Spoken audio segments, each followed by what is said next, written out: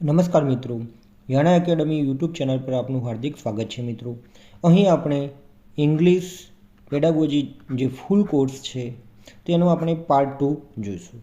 હવે આ પાર્ટ 2માં આપણે શું જોઈશું? તો કોમ્પોનન્ટ્સ ઓફ લેંગ્વેજ.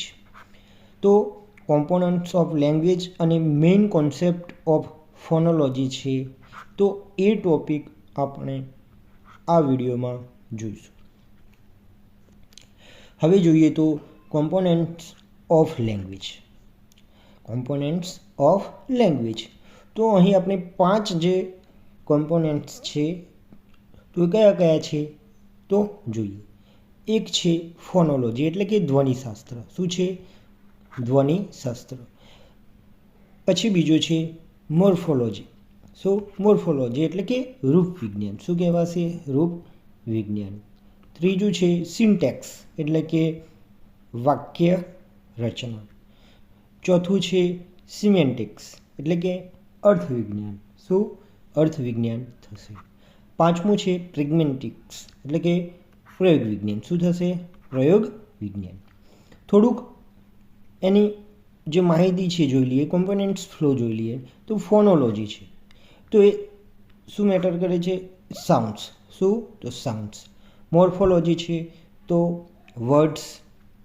પછી છે સિન્ટેક્સ છે તો એ આવશે સેન્ટેન્સ એટલે કે વાક્ય. સિમેન્ટિક્સ તો સિમેન્ટિક્સ છે તો એ મિનિંગ એટલે કે અર્થ. પ્રેગ્મેન્ટિક્સ તો એ છે કોન્ટેક્સ. તો અહીં આપણે કોમ્પોનન્ટ્સ ઓફ લેંગ્વેજ એના જે 5 જે છે પોઈન્ટ્સ એ જોયા, અને એમાં જે ફોનોલોજી છે, મોર્ફોલોજી છે, સિન્ટેક્સ, સિમેન્ટિક્સ એન્ડ પ્રેગ્મેન્ટિક્સ, તો એની માહિતી છે આપણે મેળવી. હવે આગળ જોઈએ.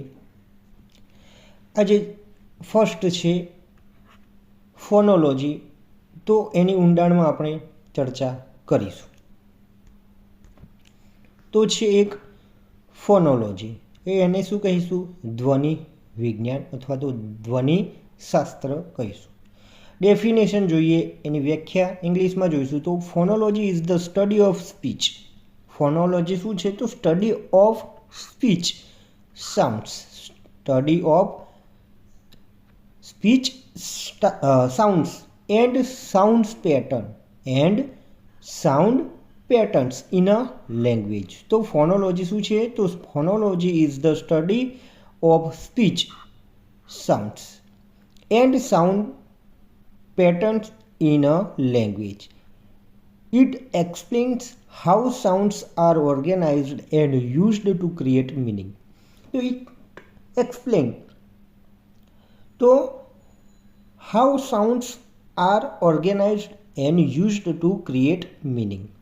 ગુજરાતીમાં સમજી લઈએ તો ફોનોલોજી એટલે ભાષામાં આવતા અવાજો. ભાષામાં આવતા જે અવાજો, સાઉન્ડ્સ છે, ધ્વનિ છે, અને તેમની ગોઠવણીનો અભ્યાસ. તો ફોનોલોજી એટલે ભાષામાં આવતા અવાજો એટલે કે સાઉન્ડ અને તેમની ગોઠવણીનો જે અભ્યાસ છે એને ફોનોલોજી કહેવામાં આવે છે. અવાજો કેવી રીતે અર્થ બનાવે છે તેનો અભ્યાસ. આ જે અવાજો છે, સાઉન્ડ્સ છે, તો કેવી રીતે અર્થ બનાવે છે તેનો અભ્યાસ, તો એ ફોનોલોજી કહીશું. ધ્વનિ વિજ્ઞાન અથવા તો ધ્વનિશાસ્ત્ર કહીશું. મિત્રો, ચેનલ પર નવા હોય તો સબસ્ક્રાઈબ કરી લેજો. અહીં તમને ઇંગ્લિશ જે પેડાગોજી છે, પદ્ધતિશાસ્ત્ર છે, સંપૂર્ણ સિરીઝ મળી રહેશે, જે તમને ટેટની પરીક્ષામાં ખૂબ જ ઉપયોગી સાબિત થશે. હવે આપણે પોઈન્ટ જોઈશું ઓરિજિન ઓફ ધ વર્ડ. જે ફોનોલોજી વર્ડ છે તો ક્યાંથી આવ્યો છે? ફોનોલોજી વર્ડ છે તો એ ક્યાંથી આવ્યો છે? એ કઈ જગ્યા સાથે સંકળાયેલ છે? તો the word phonology comes from Greek. ક્યાંથી આવેલું છે? તો ગ્રીક. ક્યાંથી મિત્રો? તો ગ્રીકથી આવેલ છે. ફોનોલોજી શબ્દ ગ્રીક ભાષામાંથી આવ્યો છે. કઈ લેંગ્વેજ? તો ગ્રીક જે લેંગ્વેજ જે ભાષા છે તો એમાંથી આવેલો છે. હવે તેમાં છે ફોન. તો ફોનનો અર્થ શું થશે? મિનિંગ તો સાઉન્ડ થશે. શું થશે? સાઉન્ડ થશે. અને લોજી તો સ્ટડી. શું થશે? સ્ટડી. શું થશે? સ્ટડી થશે. તો ફોનોલોજી મિનિંગ, ફોનોલોજીનું મિનિંગ, એનો અર્થ તો શું થશે મિત્રો? તો study of sounds, study of sounds. શું થશે? તો સ્ટડી ઓફ સાઉન્ડ્સ. હવે આપણે જોઈએ મેઇન કોન્સેપ્ટ ઓફ ફોનોલોજી. મેઇન જે કોન્સેપ્ટ છે એ જોઈએ તો ફોન, જે ફર્સ્ટ છે ફોન એટલે કે ધ્વનિ, actual sound produced in speech. Actual sound produced in speech mean શું થશે? ફોન થશે. બોલવામાં ઉત્પન્ન થતો વાસ્તવિક અવાજ, બોલવામાં જે ઉત્પન્ન થતો વાસ્તવિક અવાજ છે એ ફોન કહેવાશે, ધ્વનિ કહેવાશે. જેમ કે પી છે અને ટી છે. તો આટલું તમે સમજી ગયા હશો. ઓરિજિન ઓફ ધ વર્ડ તો કયો, ક્યાંથી? તો ફોનોલોજી શબ્દ છે ગ્રીકથી, ફોન તો સાઉન્ડ, લોજી તો સાઉન્ડ, સ્ટડી થશે. એનો મિનિંગ ફોનોલોજીનો તો સ્ટડી ઓફ સાઉન્ડ થશે. અને જે મેઇન કોન્સેપ્ટ છે જેમાં આપણે પ્રથમ જોયો ફોન. આગળ જોઈએ તો ફોનિમ, ધ્વનિમ. શું? ફોનિમ એટલે કે ધ્વનિમ, સ્મોલેસ્ટ સાઉન્ડ યુનિટ. ફોનિમ મતલબ શું થશે? Smallest sound unit. આટલું ખાસ ધ્યાન રાખવાનું, એક્ઝામમાં ઘણી વખત પૂછાય છે. સ્મોલેસ્ટ સાઉન્ડ યુનિટ મીન તો phoneme. That changes meaning, that changes meaning. અર્થ બદલાતા સૌથી નાનો અવાજ, અર્થ બદલાતો સૌથી જે નાનો અવાજ છે તે. અહીં એક્ઝામ્પલ જોઈએ તો ક્લિયર થશે. બેટ, BAT, બેટ, અને પેટ, PAT. અહીં જોઈ શકો છો બેટ અને પેટ. બી અને પી બદલાતા અર્થ બદલાયો. અહીં બી અને અહીં પી બદલાતા શું થયું? તો અર્થ બદલાયો. તો આ શું થશે? ફોનેમ થશે. Smallest sound unit that changes meaning. Smallest sound unit that changes meaning એ શું?